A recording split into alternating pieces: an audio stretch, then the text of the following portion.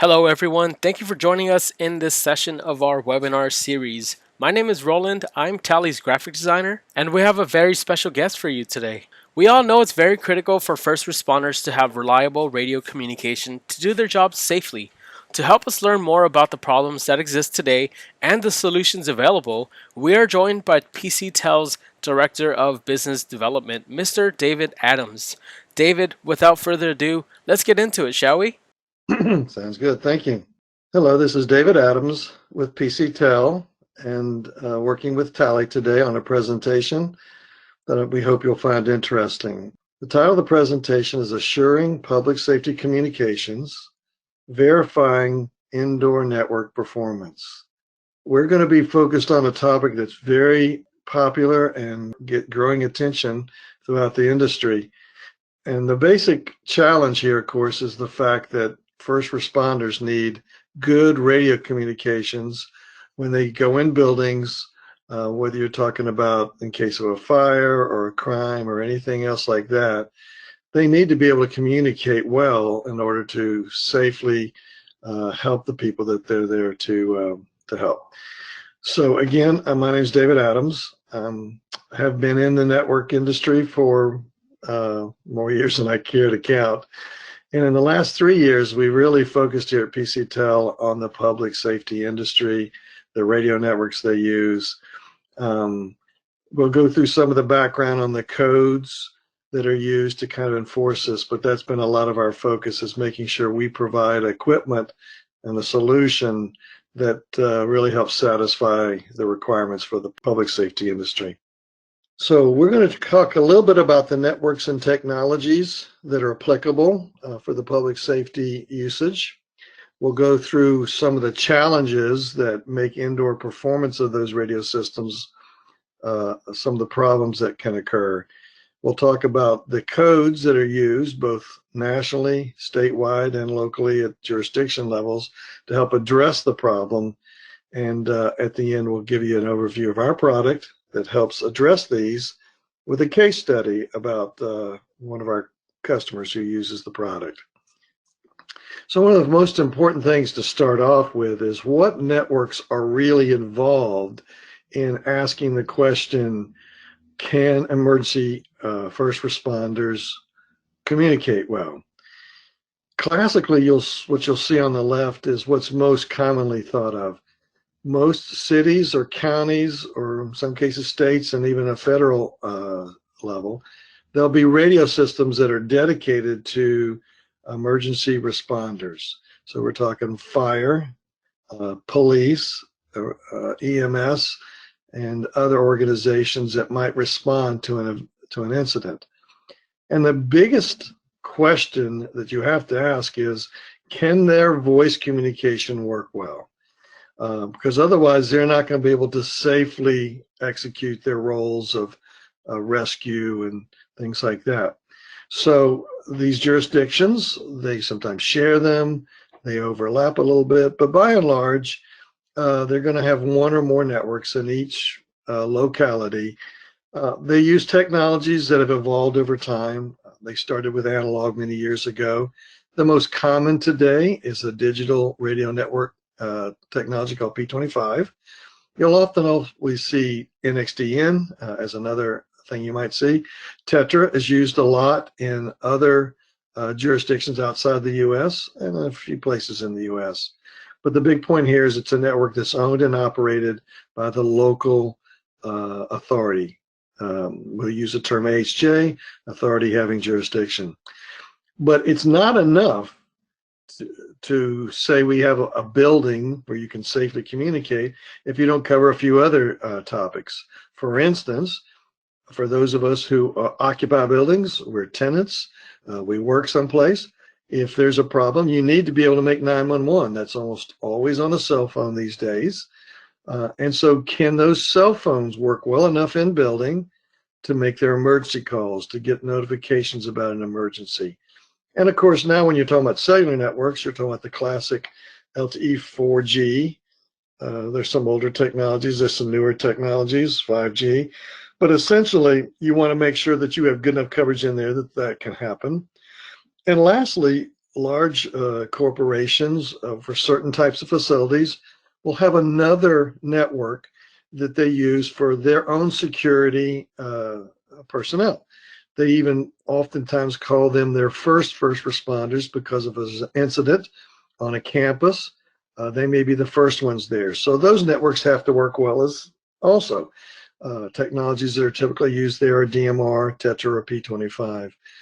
If you think in terms of universities with many buildings and a campus, or hospital campus, you think of warehouses, all those kinds of places may have this third network. What's really important about all this is that you really want to look at this as a whole. You'd ideally like to be able to test everything at one time, treat them similarly, be able to evaluate them as a whole. And so that's one of the important things about the tool that we've developed is you can test all of these things at one time in the same way and evaluate their performance altogether. Although we should distinguish that first column, the emergency response networks, are the ones that are governed by the codes we're about to talk about. Essentially, what are the challenges with in-building radio coverage? The first layer that you have to talk about is that people design the outdoor networks. They design them to work as well as they can in as many places as they can. You don't want to have coverage holes. You don't want to have places that the fire, the police are driving around and can't talk. If we've all used cell phones probably now for a long time, you'll be familiar with coverage holes or places that they don't work well. And that's really something that you have to make sure you address and solve, especially for the public safety networks. But that's a big enough challenge. It's even harder to say, design the outdoor network so that every place in every building, the signal still continues to work well. Power levels are decreased, called attenuation. Signals start to bounce around, create a phenomenon called multipath. All those contribute to the fact that in most cases, in most buildings, you're not going to get good enough coverage for the public safety network in particular and the other networks in general to really consider it to be a safe environment for first responders. So they have developed over the years what are called in-building systems for amplifying and correcting these problems. In the cellular world, you'll use something called small cells typically today, or the bigger environments like stadiums, you may use a regular outdoor cell site that's dedicated to that facility. For public safety, they often use what's called a bidirectional amplifier. And these solutions are fairly well known. There are lots of experts in the industry that know how to design these, install them, commission them, and make them work. One of the companion questions is not just a technical solution, but now you have to ask the question, who really ensures that this will happen? When you think of commercial, it's a business decision oftentimes, and profitability drives the decision to pay the money to put an in-building system in. When it comes to fire and police, public safety systems, it's often done more by code. So the way cities and counties ensure that the buildings can operate safely, they put that into fire codes and building codes. This is a kind of a summary of a very complicated environment. First of all, you start with the fact that there are here in the US 2 organizations that put out fire codes, NFPA, and the other one's called IFC, International Fire Code. Both of those have sections that talk about radio coverage, and they are very similar with some distinct differences. More importantly, they update this. Historically, it's been on an every 3-year period. So now you've got 2 national standards changing often in multiple versions. And then what happens is those people on the left, those that are associated with the AHJ, will take one of those versions of one of those 2 and adopt it. But frequently they make adjustments, things that are more specific to their jurisdiction. And so when you start to ask the question, how well does a radio perform? How do you test it? How do you know if it works well enough? Will the local jurisdiction give you a building permit based on your radio coverage? It becomes complicated. So for those people on the right of this picture, if you're a building owner or you manage a property, you've got to find a way to test according to the jurisdiction that you're in. If you're a building contractor, you work in multiple jurisdictions, it becomes even more complicated because there'll be differences. If you're those people who support the contractors, like the radio system companies, the services companies, the integrators, and your focus is on the in-building system and how to test it and to know whether you need one. And if you put one in, did you do it well enough that it works? And what do you got to do to document your work so that it kind of gets passed back up to the building owner to submit to the AHJ? You really have to work hard at understanding the specific codes for the jurisdiction that you're in. And in some cases, you may be in overlapping jurisdictions. You may be covered by a city and a county code. So all said and done, it's a very complicated environment, but it's actually really in many ways also beneficial to those who work in this area because you develop expertise, you learn what the different jurisdictions have done. You can start to add real value to the building owners, property managers, and the cities and counties that you work with. Essentially, what these codes say in their simplest form is for every floor in the building that is covered, you divide it up into areas using a grid. Typically, in the simplest form, it's 20 areas in a grid. And then you're going to go make a test in each of those areas. You're going to, in each of those areas, if there's one network, you'll test one. If there's multiple networks or multiple channels, then you might test multiple things in each of those areas. As we said earlier, you may be testing the cellular coverage for the major operators.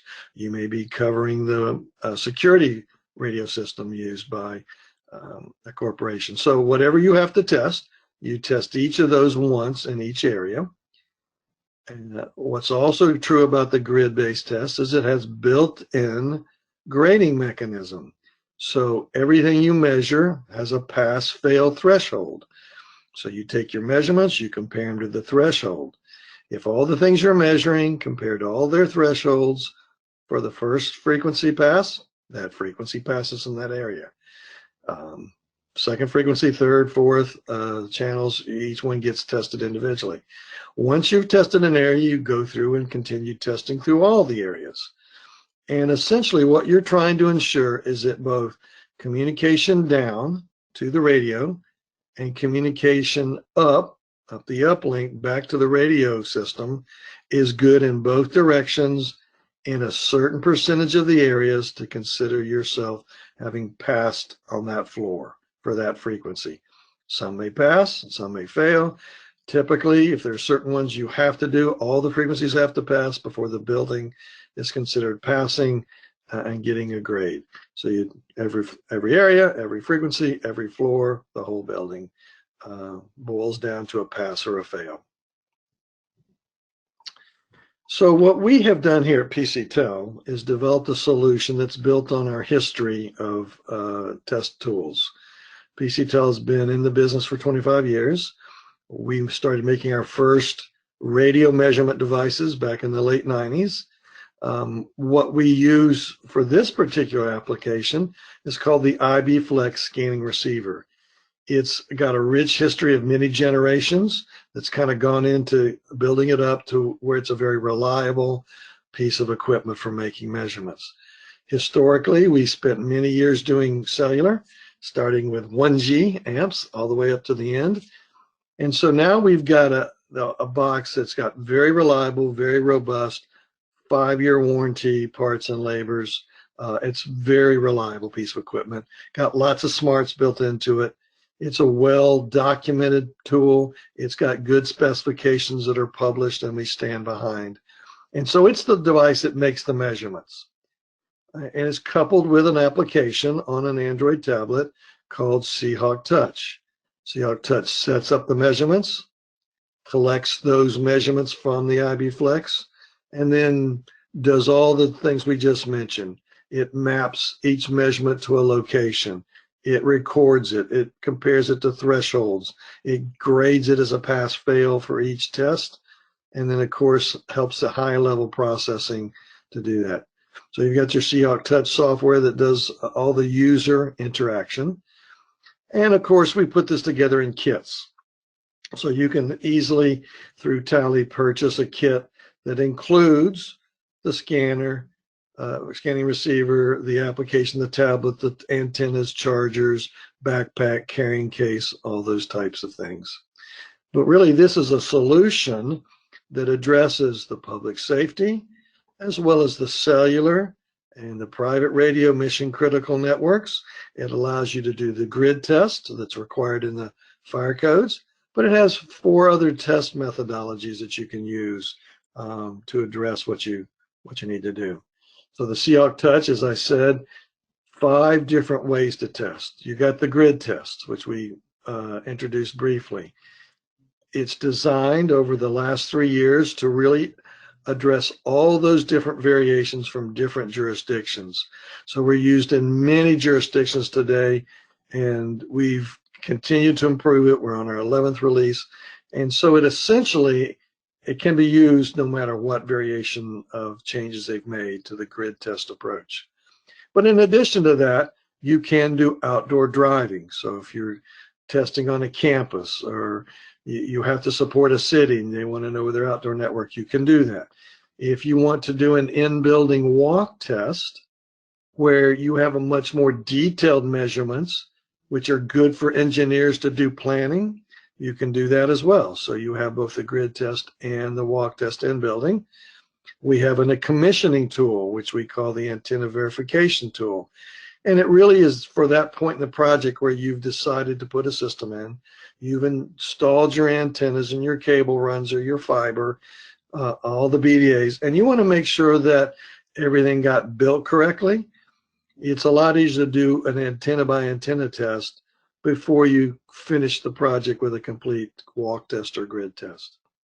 And lastly, if you got to troubleshoot the design and the installation, you're almost always going to want a spectrum analyzer.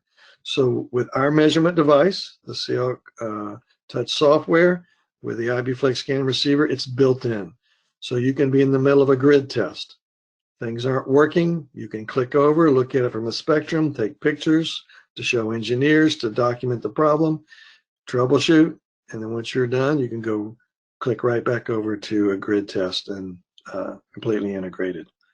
So that's what comes with the kit. The software Seahawk Touch has 5 test modes. It's a perpetual license, and it does have an annual maintenance plan because we do improvements about 3 times a year. In addition to that, there's the device I mentioned.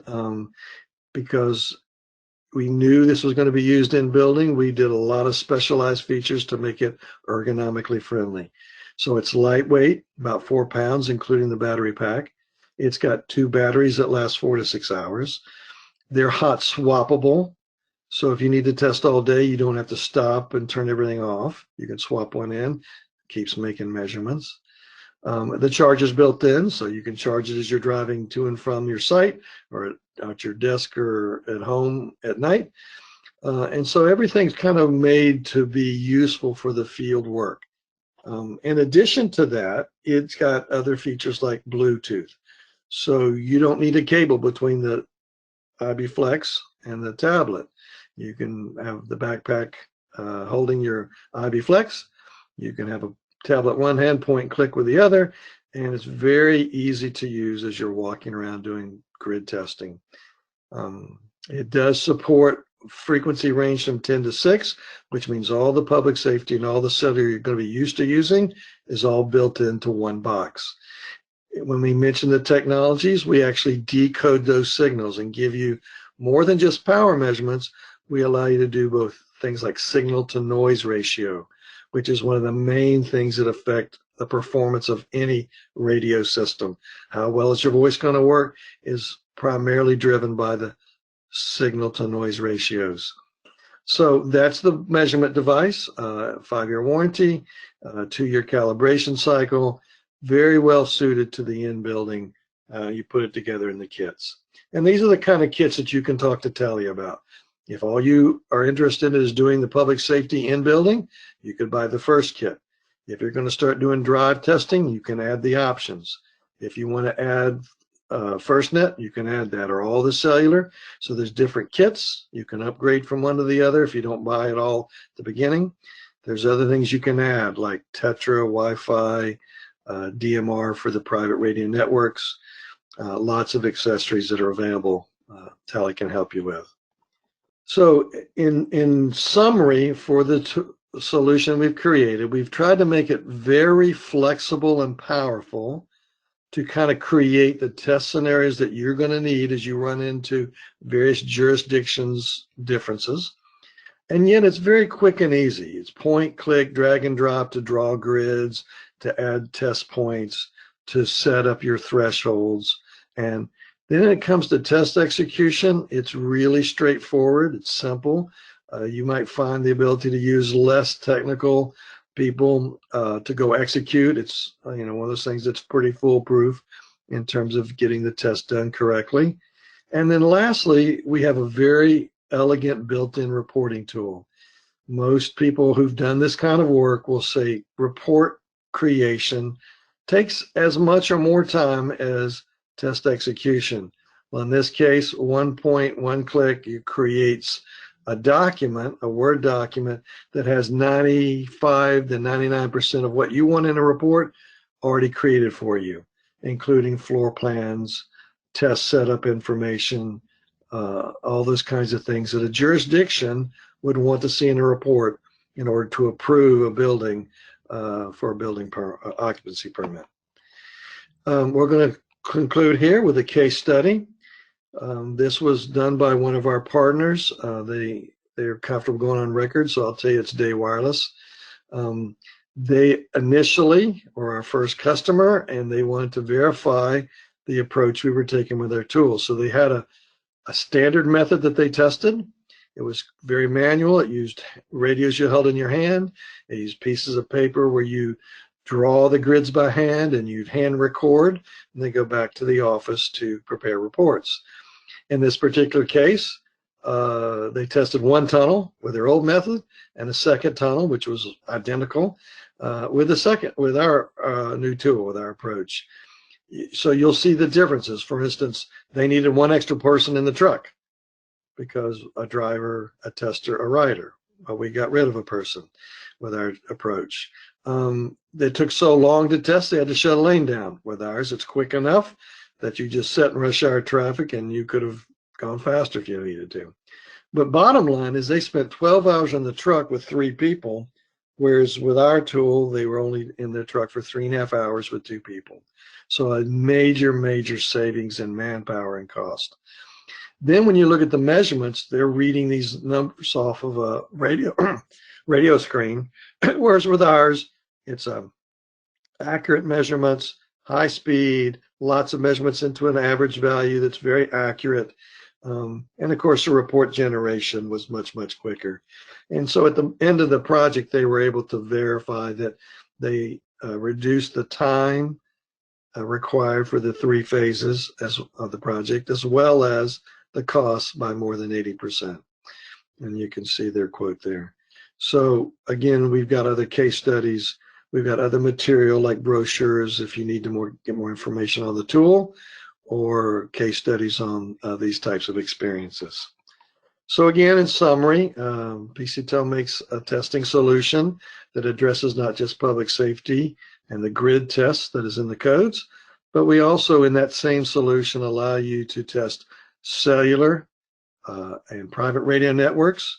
You can test all those technologies at the same time in the grid test.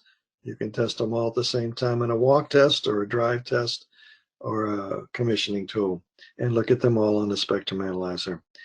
And again, the bottom line is that it really is a way to make things more economical, reducing time, increasing accuracy, and creating better processes to kind of manage the way testing is executed as well as reported.